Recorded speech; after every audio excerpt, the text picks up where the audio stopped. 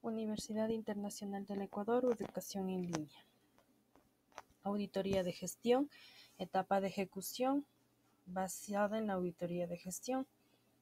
Estimado John Fremio Rosado, Jimena Guadalupe Rosero Méndez. Etapas de la auditoría.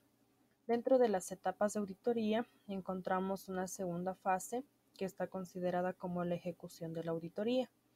Dentro de esta fase se comienza con una reunión de apertura donde se presentan los miembros del equipo y se revisa el plan.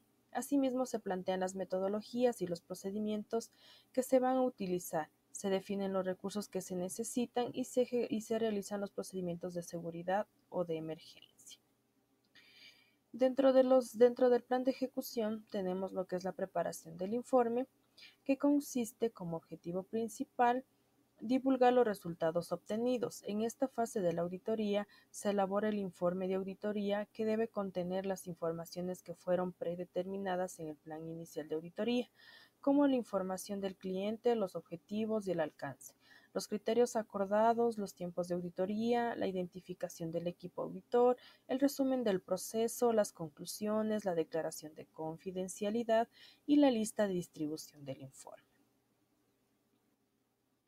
Como segunda fase tenemos la distribución del informe, que consiste básicamente en entregar una copia al responsable de la sección, en este caso el departamento auditado.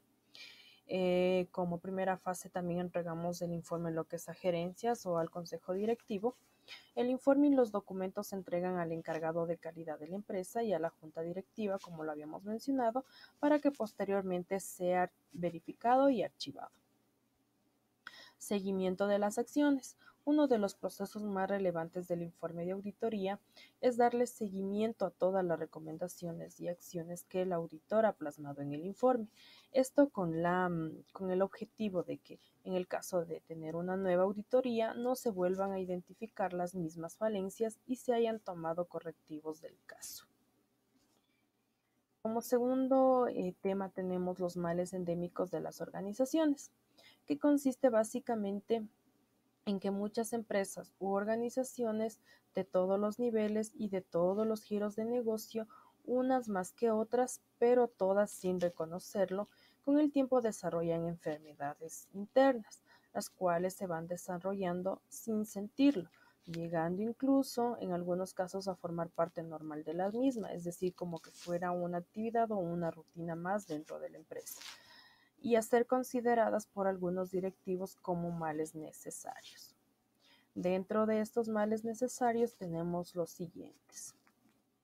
La falta de comunicación, bajo mi propio criterio, consideraría que es una de las más grandes falencias, pues es muy difícil guiar a la gente si no le decimos a dónde queremos llegar. Muchos directivos no se atreven a decir completamente la misión de la empresa por temor a no tenerla bien definida y de esa forma poder cambiar el rumbo intempestivamente.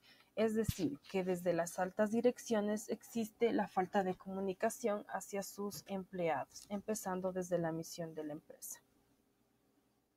Como segunda fase tenemos el tema de empleados desmotivados. El no motivar a los empleados es una costumbre de administraciones cavernícolas. No están dispuestas a darles de las utilidades para que sean más eficientes, asegurar que con el sueldo es más que suficiente y se les puede hacer trabajar por más tiempo y salario menor. Es decir, básicamente estaríamos hablando de desmotivación salarial y también falta de motivación personal, explotación básicamente. Desorganización de funciones.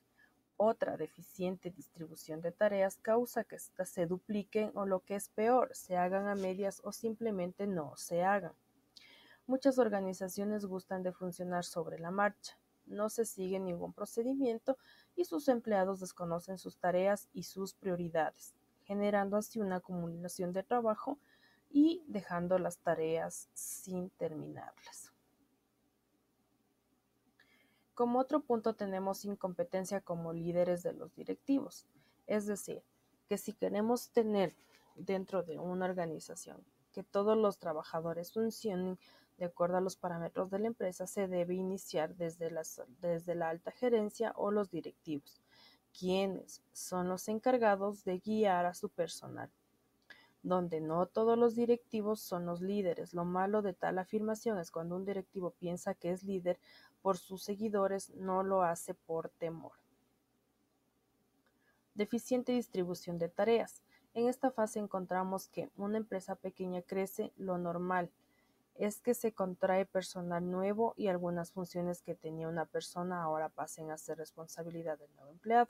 Si dichas funciones son transmitidas sin que sean acordes a su puesto, se estaría ante una deficiente distribución de tareas. Es decir, que si a mí me contrataron para realizar la parte financiera y termino haciendo la parte comercial, básicamente estaríamos asignando actividades no relacionadas a los empleados, generando así la deficiencia de distribución en tareas. Desconfianza de los jefes hacia los empleados. Esto vendría a ser otra de los grandes problemas en las organizaciones.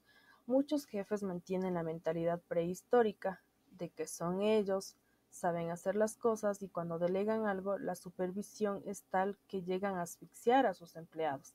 Es decir, están todo el tiempo preguntándoles, presionándoles, exigiéndoles, diciéndole que lo hagan bien por hacerlos ellos mismos. O sea, prefieren hacerlos ellos mismos que designar esa actividad por desconfianza hacia sus empleados.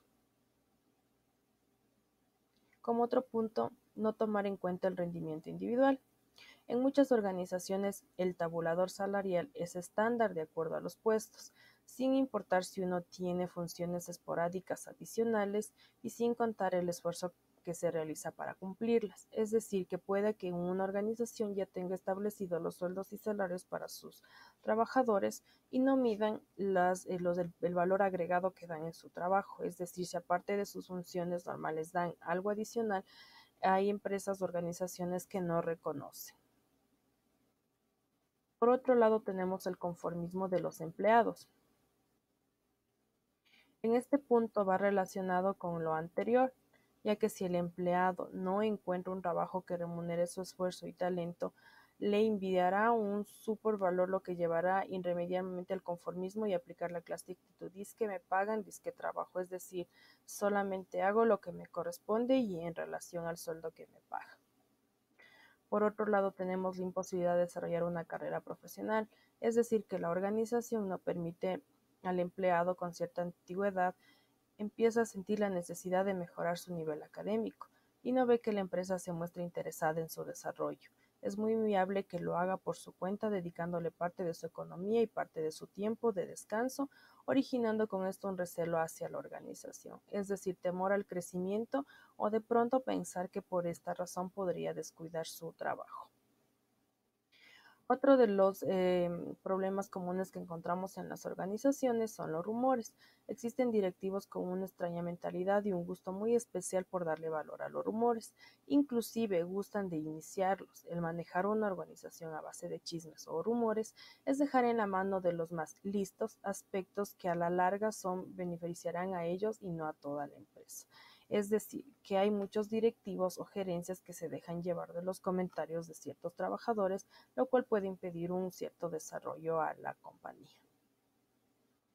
Ese es mi aporte en cuanto a la auditoría de gestión y a los parámetros que en ella se manejan. Muchas gracias.